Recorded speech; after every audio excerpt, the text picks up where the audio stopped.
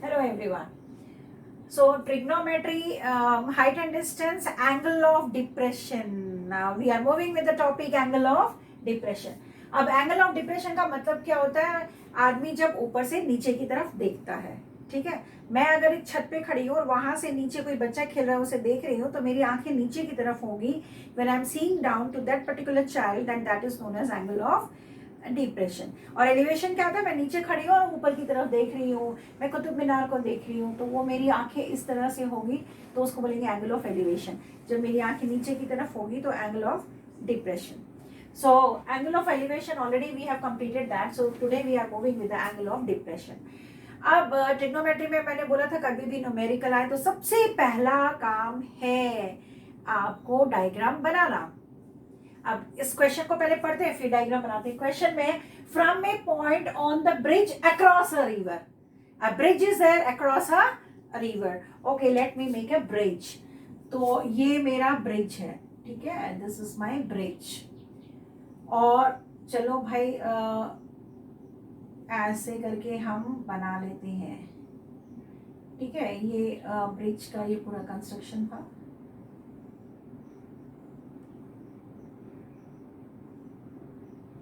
और ये मैंने नीचे नदी बना दी।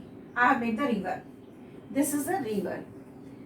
The angle of depression on the banks on the opposite sides of the river. River का ये एक opposite side हो गया, this is opposite side, another side is this side is opposite, ठीक है। So this is A and this is B, ठीक है, ये भी हमने देख लिया। इसके बाद लिखा हुआ है the angle of depression मतलब ऊपर से, यहाँ से, depression मतलब यहाँ से, the banks of the opposite side of the river are 30 degree and 45 degree, ठीक है। यहाँ से जब मैंने इधर देखा तो ये एंगल हो गया 30 डिग्री। डिप्रेशन जो होता है ना, वो एंगल हम ऊपर में लिखेंगे, हम नीचे की तरफ नहीं दिखाएंगे। और दूसरा जो पॉइंट मेरा टच कर रहे हैं, ठीक है, ये पॉइंट 45 डिग्री है respectively. If the bridge is at a height of 3 metre from the bank, bank से ब्रिज की हाइट है 3 metre. What is the height? 3 metre. Okay, फिर हमें करना क्या है? From the bank find the width of the river. मुझे ये पूरा विड्थ फाइंड करना है। तो अगर मैं इसको ए बी, इस पॉइंट को सी लेती तो इस पॉइंट को मैं डी ले सकती हूँ, correct. So man is standing here, he is seeing down, और ये ब्रिज है, यहाँ पे कोई आदमी है, वहां से वो देख रहा था। एंगल ऑफ डिप्रेशन नीचे की तरफ आ रहा है। अब ये आदमी जब नीचे की तरफ आ रहा है, इसमें थोड़ा सा हम पेन को चेंज कर लेते हैं।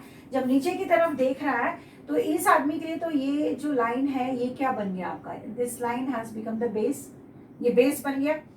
और ये परपेंडिकुलर, यानी कि ये हो गया साइड ऑपोजिट।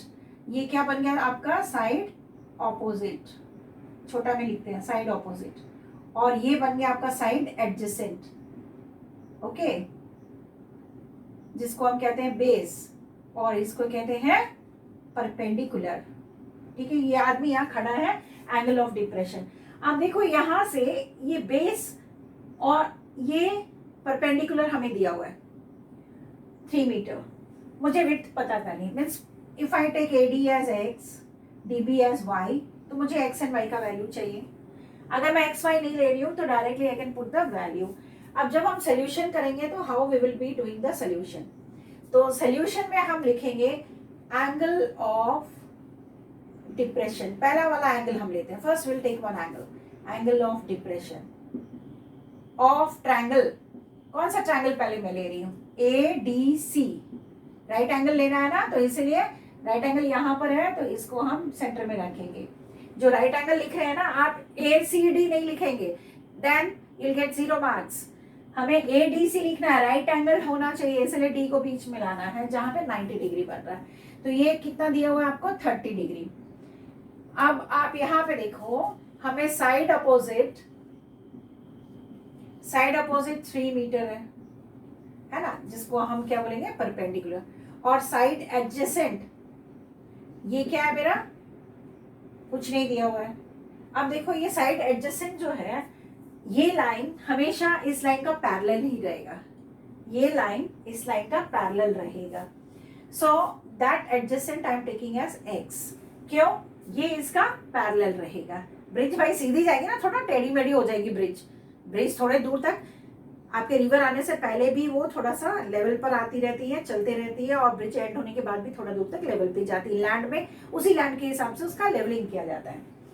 तो एक्स, तो it means this is what, this is perpendicular given to me and this is base given to me. क्या हम x निकाल सकते हैं? और I can write this is equal to AD. x लूँ या AD लूँ, ठीक है. तो अब perpendicular और base दिया है तो फॉर्मूला किसका बनेगा? tan. तो ये एंगल ऑफ डिप्रेशन क्या है? tan 30 degree is equal to perpendicular by base. Okay, tan 30 degree का वैल्यू आपको मैंने वैल्यू निकालना सिखा दिया. 1/√3 परपेंडिकुलर 3 बेस इज x. अब ये x को लाना है, क्रॉस मल्टीप्लाई जो आपने सिंपल किया हुआ है, the same thing is here. x is equal to 3√3. यानी कि the value of this I have got is as 3√3. इसका वैल्यू क्या आ गया? 3√3. कितना सिंपल है, value is so simple to find it out. It is 3√3. अब मुझे नेक्स्ट ट्रायंगल पे जाना है. तो फिर हम नेक्स्ट ट्रायंगल पे angle of depression of triangle, यहाँ क्या होगा? BDC. तो यहां पर हम BDC कर लेते हैं. अब हमारे नेक्स्ट का BDC क्या दिया हुआ है? 45 डिग्री. फिर इसमें भी सेम, ये लाइन अगर है मेरी, ये this is parallel to this, और ये साइड अपोजिट दिया है, ये साइड एडजेसेंट हो गया. यानी कि same thing is here, same line is there. तो same formula will be a side opposite 3 metre perpendicular side adjacent. अब यहां पर मैंने ले लिया है, ठीक है, just see from where it is being changed. तो यहां पे मैं साइड एडजेसेंट y को ली हूं, जिसको हम db भी कह सकते हैं ना. I can call it as db और I can call it as y. ये इसका पैरेलल है, इसलिए this has become the base, क्योंकि वो उधर के हिसाब से हम कर रहे हैं. सो tan 45 डिग्री, tan 45 डिग्री का वैल्यू कितना होता है?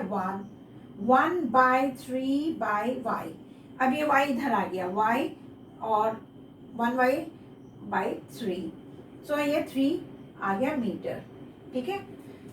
सो मीटर में दिया हुआ था, ये आ गया यहाँ पे आपका 3 मीटर. करेक्ट. पहले वाले में आया 3√3 और दूसरे वाले में आ गया आपका 3 metre. So here why we have got 3 meter. Now they are asking me the width of the bridge. Width of the bridge. So let us change the pen and write down here. Width of the bridge. Width कैसे निकलेगा? Width of the bridge. अब देखो, bridge का पूरा width है AB. AB यानी कि AD plus DB है ना. ये क्या होगा? AD प्लस DB, और I have taken the value x plus y. तो हम क्या करेंगे? यहाँ पे वैल्यू को पुटअप करेंगे, ठीक है.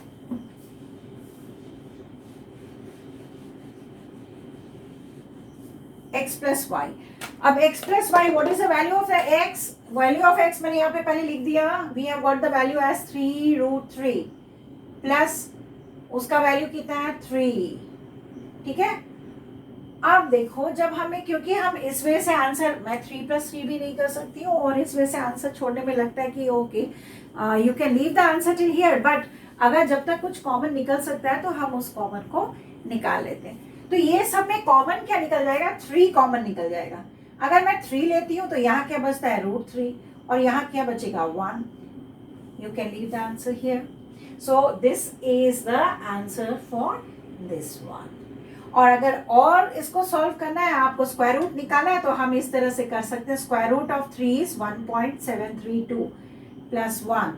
तो इसको हम और इसको सिंप्लीफाई कर सकते हैं 2.732. अब इसको इंटू कर दीजिए, क्योंकि ये डॉट डॉट आ जाता है. तो 3 2 6, 3 3 9, 7 3 21, 2 3 2 6, 7 8, this much meter approx. अब मैंने यहाँ अप्रॉक्स क्यों लिखा, दिमाग में क्वेश्चन आ जाएगा मैंने अप्रॉक्स क्यों लिखा। अप्रॉक्स इसीलिए लिखा कि √3 जो है ना ये नॉन टर्मिनेटिंग मीन्स ऑलवेज इसका आंसर आते जाएगा, डिवाइड करते जाओ 3 डेसिमल 4 डेसिमल 5 6, तो हमने तो 3 ही तक मैंने वैल्यू ले लिया, इसीलिए मैंने यहाँ पे अप्रॉक्सीमेट डाल दिया। हो सकता है थोड़ा सा पॉइंट के बाद डिजिट, फोर्थ डिजिट थोड़ा सा कुछ आ सकता है, 1 भी आ सकता है और 5 भी आ सकता है, इसीलिए इतना metre is your answer. You can leave the answer here also, and if you know the value of the square root and the cube root तो आप वहां पे भी डाल सकते हैं, because already you know how to take out square root, so it's much better to take out the value. और कभी कभी एग्जाम में क्या होता है ना, आपको स्क्वायर रूट का वैल्यू क्वेश्चन में दिया रहता है, बोर्ड एग्जाम में भी square root of 3 is given, square root of 2, पर फिर भी आपके दिमाग में होना चाहिए you should know the value of the square root of 2 and 3। तो इसको मैं फिर लिख दे रही हूँ और इस पॉइंट को बहुत बड़े बड़े से लिख रही हूँ, आपको ये याद रहना चाहिए, ठीक है ना। ये हमेशा याद करके रखिए कि दे या नहीं दे, ठीक है। Square root of 2 1.414, square root of 3 1.732, ये पॉइंट है, ठीक है। ये दिमाग में बना के रखोगे। So I hope so. Angle of elevation, angle of depression is over. With that, we come to the end of this chapter, trigonometry. We'll meet again in the next chapter. So enjoy. Do all the numericals of the NCERT book. Bye.